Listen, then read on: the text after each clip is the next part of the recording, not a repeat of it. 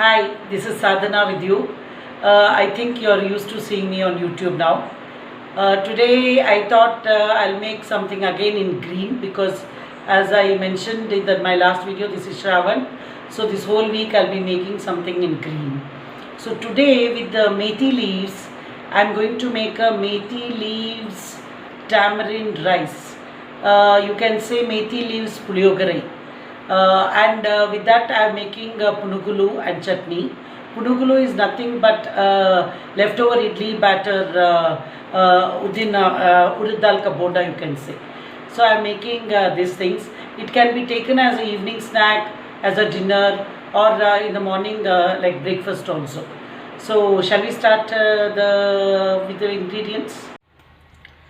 These are the ingredients for my methi tamarind rice, that is methi puliyogare, or in Kannada mente soppu puliyogare. So this is the methi leaves. I've got a cup of chopped methi leaves, I've got curry leaves, and I've got tamarind juice, I've got jaggery, I've got salt, I've got oil, I've got my favorite ghee, I've got sambar powder, little rasam powder, I've got my groundnuts, chana dal, mustard seeds, hing, til seeds, that is sesame seeds, I have my turmeric, I have my urad dal, I have methi, I have some chili powder.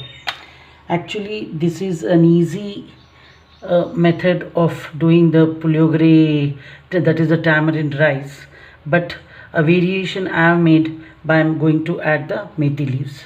So this is a very easy method. If you have the sambar powder, little rasam powder and til seeds, I'll show you how to make a easy method of tamarind rice. And not to forget, I've kept 1 cup of raw rice, cleaned, washed and cooked with 2 cups of water, little ghee and salt. Now I'll be preparing the tamarind rice ka paste. That is the, in Kannada we say gojju. That is the paste, that is which you can store and use it, reuse it whenever you need. So first I'll be making the oil I have to put. I'm adding the groundnut oil because it gives a nice flavor for the tamarind rice. So this is the oil, maybe about 2 tablespoons I will add, and to this I'll not be making the tempering or the seasoning in this. This is only for the paste. So in this oil I'll be adding my tamarind juice,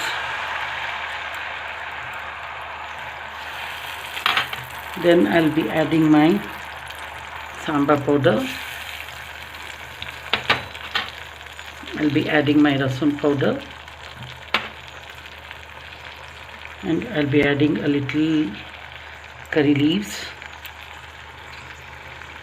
be adding my hing, and now I will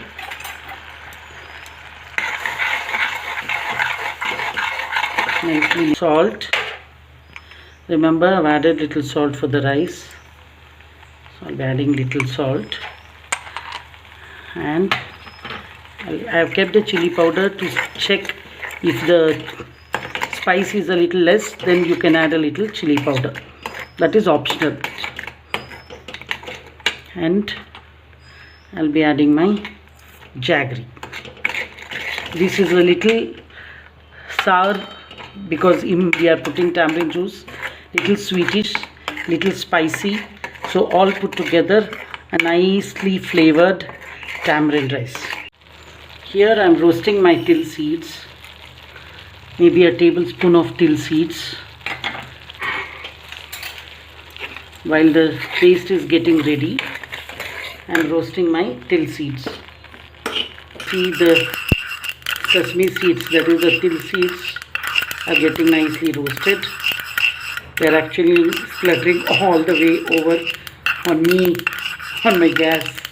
You can see But then that is the best part of the till seeds. They keep jumping all over the place. You see, nicely roasted. The flavor is nicely, because of the roasting, the flavor and the aroma is just coming across. So as you can see, I have roasted the till seeds, the sesame seeds. I'll be coarse separately is the groundnuts and all will not lose its texture. They'll still be very crisp and very nice to eat when you make the puliyogare. So I'm adding my mustard seeds.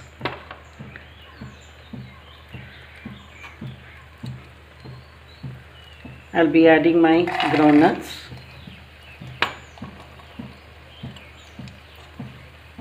And a little crackling of the mustard seeds and browning of the groundnuts a little.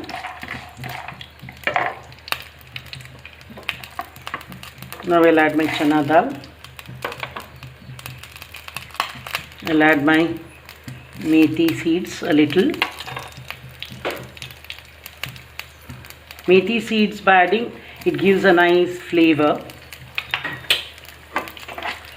So now allow it to brown a little. My curry leaves. I will not be adding my chili powder because the masala is quite near to perfect. I added this one. Now I will add my turmeric powder a little, and to this I will add my magic variant. I will add a little first. I think half cup is enough.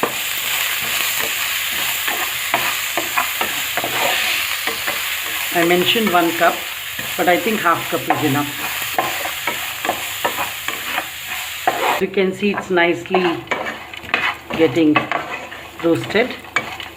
And now I'll add a little ghee, maybe about 2 teaspoons of ghee.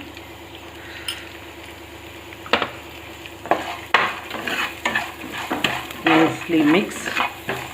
I'll add a little salt. You can see I'm adding salt in installments so that the whole dish gets the salt flavor. The tadka, the seasoning, the groundnut masala looks so yummy and nice. I've added the paste. If you feel so, you can add a little water, very little water. You see the color, the richness, so simple to make. It tastes yum puliyogare.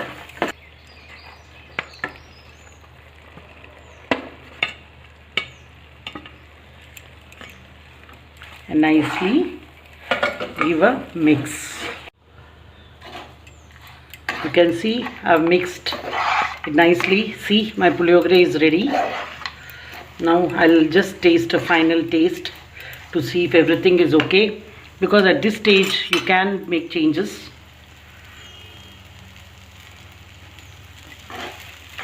It's perfect.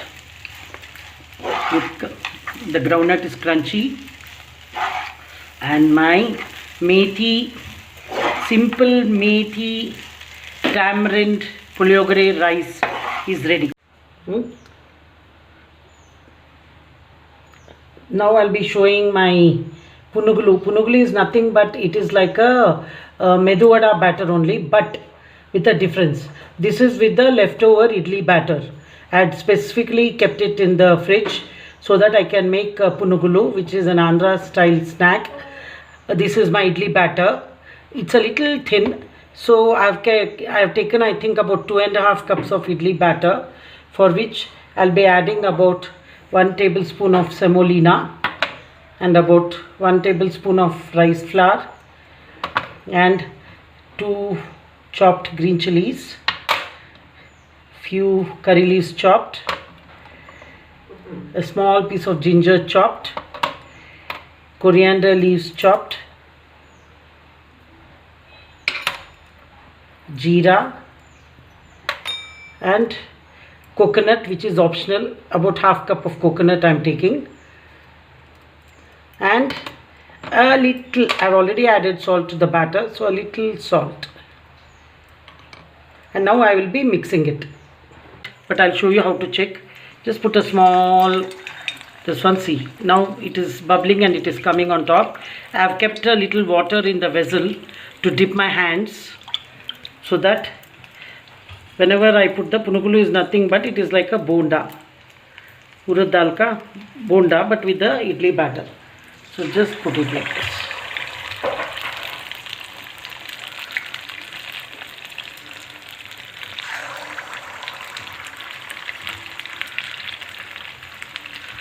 To be very soft and crunchy. Idli batter, leftover idli batter, dumplings you can say. It is called punugulu in Andhra, and it is their delicacy.